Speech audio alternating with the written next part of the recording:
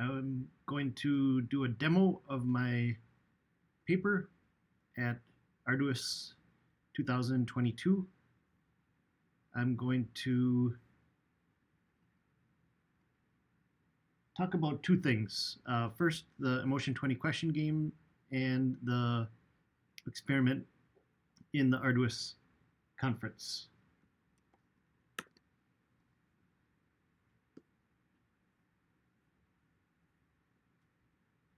The demo is available on Colab, and you're also welcome to check out the GitHub account, but Colab is pretty much runnable.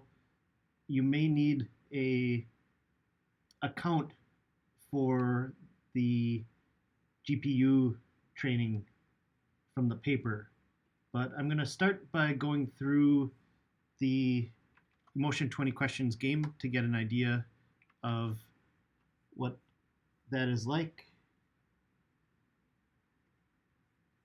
So it's the previous work, and it's a little bit more fun because it's a game. And then next I'll go over the paper's code. Okay, so I will just run this whole thing. Go to run all. The first chunk checks out the code. This chunk instantiates the dialog agent, and the intervening chunks go through an example game in Emotion 20 questions where the player picks depression and the agent gets it. And down at the bottom here, you're welcome to try playing another game. And so if we wanted to say pick, let's say relieved. So say, yes, I'm ready. Is it intense? Relieved can be. Caused by something in particular? Yes. Is it a negative emotion? No. Is it positive? Yes. Yes. Makes me feel good? Yes. No. Can you feel it a long time? No. Usually you're relieved for just a short amount of time. Similar to happiness. Elation? No. Exuberance? No. Excitement? No. Love? No. Red to blue, would say red. Joyful? No. Nostalgia? No. Attracted towards another person? Not usually. Oh. Not usually on your birthday. Criticism? No. Courage? No. Okay. So that didn't get it, but you can get the idea. So next, I wanted to show the analysis. So that was a human agent game. I was the human, and the agent was playing. In the paper, I used human-human data. So the original data that was used to train the agent. I'm not going to run this because it takes a while. I'm just going to walk through it. So the first step checks the GPU. I used GPU instead of the TPU. I found that was actually faster. Like in before, we check out the data, or check out the data on the project and put it on the path. And then we collect a dictionary of paraphrases. So each key of the dictionary is a annotation, a semantic annotation or label, and the values of the dictionary are a set of all the turns in the game that have that same label. So it's a set of paraphrases. Okay, then we check how many individual labels there are, how many total turns.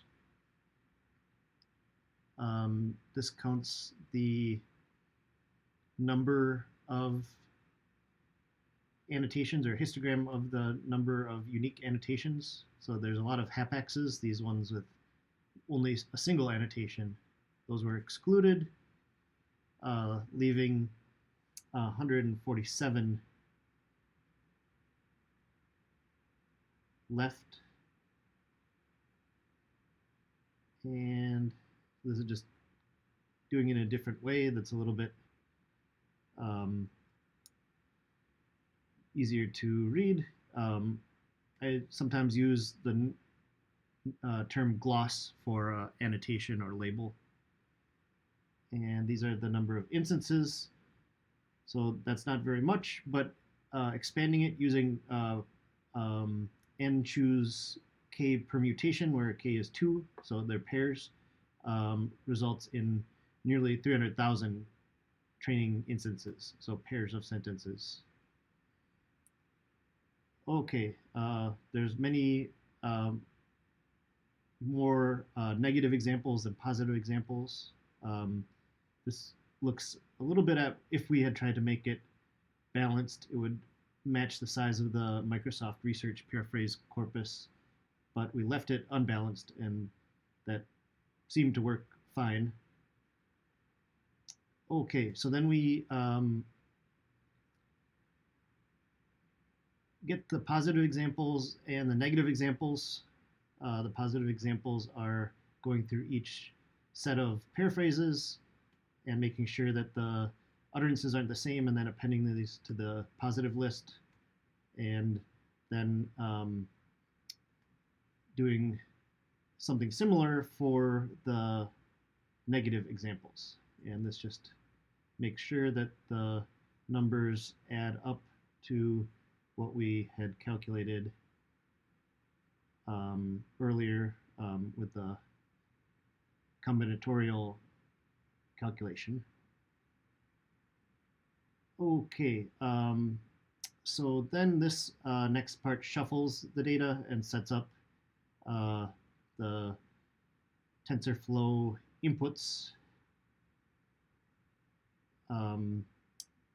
or just puts the data into the form that TensorFlow wants it for the initial data, but we're going to do more setup. Okay, so the training actually wants the data like this. So a dictionary with train, validation, and test sets. You can see how the data is split up. We check out the BERT model. First the library, then all the kind of required libraries, and this is the actual model itself that's in a Google Cloud Storage bucket. Then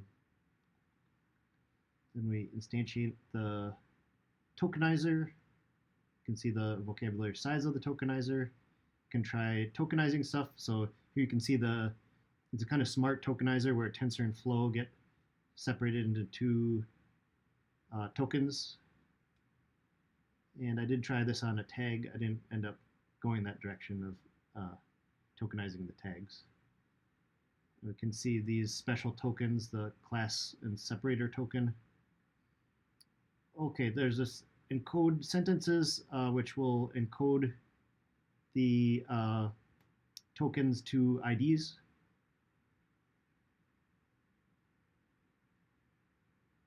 So now they're not a list of tokens, but rather a list of integers that are the IDs of those tokens. Okay, and here you can see there's padding here, and the colored boxes are the tokens, the IDs of the tokens. And so you can see, like, this one is a long sentence here. Okay, so this encoder, to just be clear, it's encoding a first sentence and then a separator token and then the second sentence. Okay, there's two types of processing or setup, the input mask and the input type. kind of tokens, and this isn't really the masking that you normally hear with BERT. It's to tell the model what is actually the input and what is padding. So all this purple area is just padding because the input vectors have to have a kind of uniform length. And so that will tell what is input, what's padding, and then this next one, the input type IDs, that will separate sentence 1 from sentence 2 or sentence A from sentence B. Okay.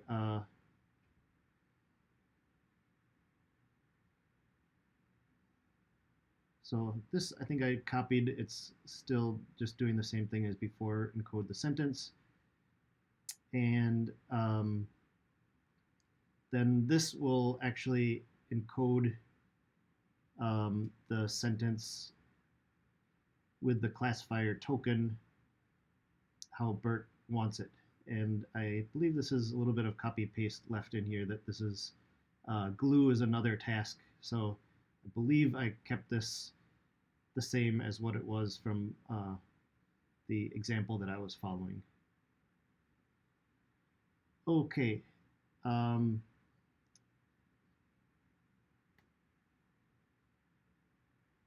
so this also has the mask, input mask, and the input type IDs.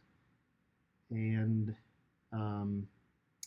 this sets up the training, validation, and test sets, and just outputs the shape of these. And this part is the training, where we configure BERT with this config.json file, and then so these are the learning parameters and the structural parameters. Here we can see the what the encoder or the classifier looks like. So here's the inputs, the input mask and the input type IDs, and this is the actual encoder. So here you can see all the attention layers here. So this is like the full BERT model. Okay, so then we load the checkpoint and set up the optimizer atom. And these parameters are described more in the paper. We have to compile the model and then fit it. Here you can see each epoch takes approximately 25 minutes, so about an hour total. And then here, this is just to test some example sentences to see if it correctly gets the paraphrases, 1 for paraphrase, 0 for not, and that seemed to work. Okay, so the validation set is given to the training operation, so that's just a kind of sanity check. So the test set results are down here, and the error analysis is one of the main contributions of the paper when we try to find the annotation errors. So here, so those are mainly in the section 4, the results section in table 3 in the paper. You can see these are the cases where the predicted label doesn't match the annotation. So these are the same annotation, but it's predicted 0. And so those are discussed more in the paper. And I believe the only thing left is to just save the model. Okay, so that is kind of going through quickly, but it's hope you enjoy the fact that if you wanted to, you could rerun the experiment and perhaps try it on your own data. Okay, thank you.